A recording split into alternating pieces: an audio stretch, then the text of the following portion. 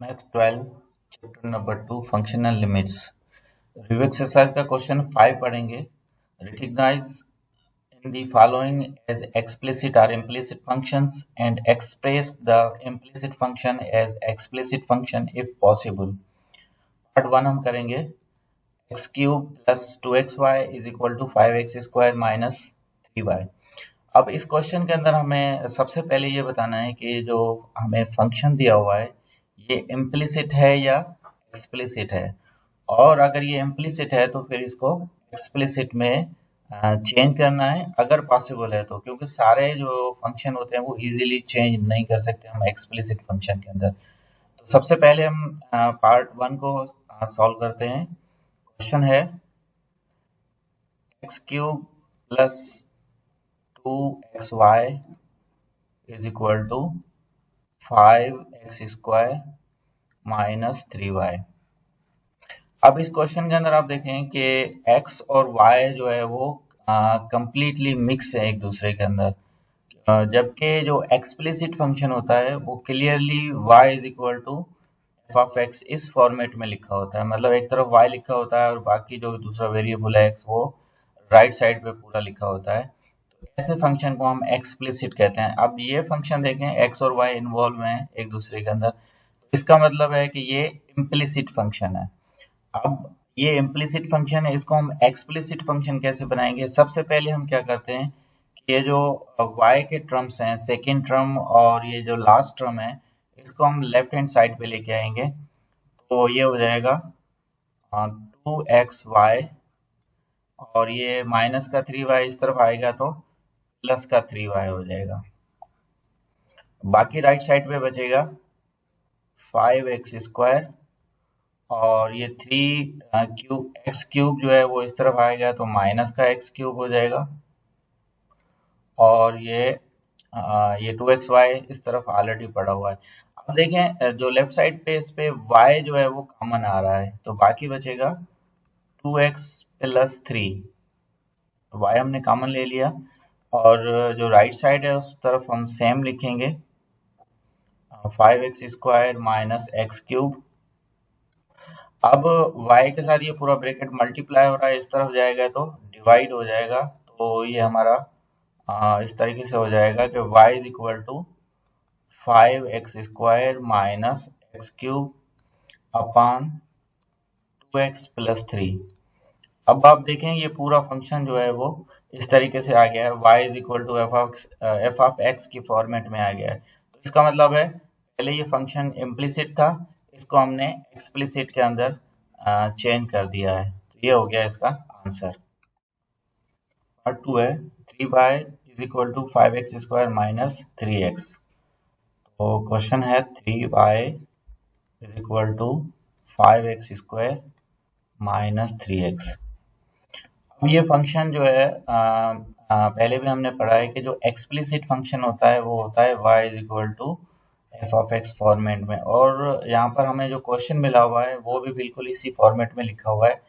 ये function already जो है वो इम्प्लिसिट फंक्शन है लेकिन स्टैंडर्ड फॉर्म में नहीं है, मतलब यहाँ पे सिर्फ y होना चाहिए। तो हम इसको सिर्फ इम्प्लिसिट है, एक्सप्लिसिट है फंक्शन लेकिन इसको सिर्फ हमने स्टैंडर्ड फॉर्म में लिखना है। तो इसलिए 3 मल्टीप्लाई हो रहा है, इस तरफ जाएगा तो डिवाइड हो जाएगा। तो ये हो जाएगा y इज इक्वल टू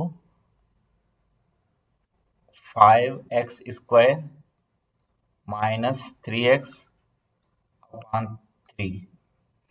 तो अब ये स्टैंडर्ड फॉर्म में आ गया है और ये हो गया इसका एक्सप्लिसिट फंक्शन। ये हो गया आंसर। पार्ट 3 है x square y plus x y is equal to 5y minus 3। तो सबसे पहले लिखते हैं question x square y plus x y is equal to 5y minus 3। अब इस क्वेश्चन के अंदर x और y आपस में मिक्स है तो इसका मतलब ये भी इम्प्लिसिट फंक्शन है।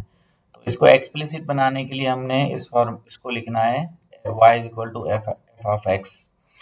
तो y के कितने टर्म्स हैं? फर्स्ट, सेकंड और थर्ड टर्म तीनों में y इन्वॉल्व है, तो इसको हम लेफ्ट साइड पे लेके आते हैं 5y को, बाकी ऑलरेडी लेफ्ट साइड पे है। तो ये हो जाएगा x square y plus x y और प्लस 5y प्लस का है राइट साइड पे, इस तरफ लेफ्ट साइड पे आएगा तो माइनस का 5y हो जाएगा, और बाकी राइट साइड पे सिर्फ माइनस का 3 बचेगा। अब इन तीनों टर्म के अंदर y कॉमन है तो ये हो जाएगा y कॉमन, बाकी बचेगा x square plus x minus 5, और इस तरफ बचेगा माइनस का 3। अब y इस पूरे ब्रैकेट के साथ मल्टीप्लाई हो रहा है तो राइट साइड पे जाएगा तो डिवाइड हो जाएगा, तो ये हो जाएगा y is equal to -3 upon x square plus x minus 5। मतलब ये पूरा जो है वो एक्सप्लिसिट फंक्शन अब बन गया है, तो ये हो गया इसका आंसर। लास्ट पार्ट है 4, 2x square y minus x y is equal to 5 plus 3xy।